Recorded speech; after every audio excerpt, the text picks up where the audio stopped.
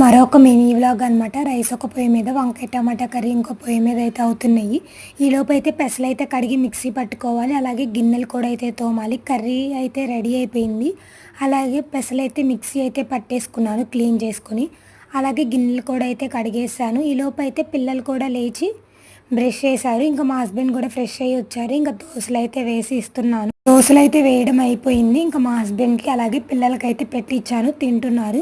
నేనైతే లంచ్ అయితే ప్యాక్ చేస్తున్నాను. రైస్, వంకాయ టమాటా కర్రీ, పెరుగు, పచ్చడి.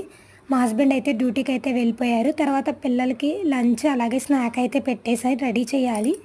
ఇంకా రెడీ అయిపోయింది. స్కూల్కి అయితే వెళ్తుంది మా అమ్మాయి. మా అబ్బాయి తగిలించుకున్నాడు వాళ్ళ అక్క బ్యాగ్. బాయ్ చెప్తలే అంటే బాయ్ చెప్పి వెళ్ళిపోతుంది. ఇంకా ఈవినింగ్ అయితే ఎగ్ ఫ్రైడ్ రైస్ అయితే చేశాను. క్యాబేజ్ ఉంటే అది కూడా వేసుకొని ఆనియన్స్, పచ్చిమిర్చి వేసి సింపుల్గా చేశాను. టేస్ట్ అయితే చాలా బాగా వచ్చింది. మా హస్బెండ్, పిల్లలు అయితే ఫుల్గా ఎంజాయ్ చేశారు. వీడియో నచ్చితే లైక్,